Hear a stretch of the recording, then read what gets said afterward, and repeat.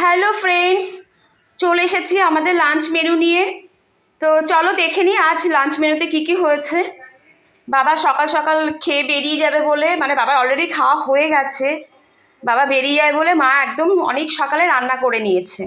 তো চলো দেখে নিই কী রান্না হয়েছে আজ আমাদের মেনুতে।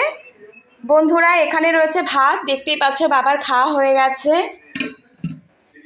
আর এখানে রয়েছে শুক্তো, সব কিছু দিয়ে মা ওই কাঁচকলা, বড়ি, ডাঁটা, পেঁপে টেপে দিয়ে একটা শুক্তো করে নিয়েছে।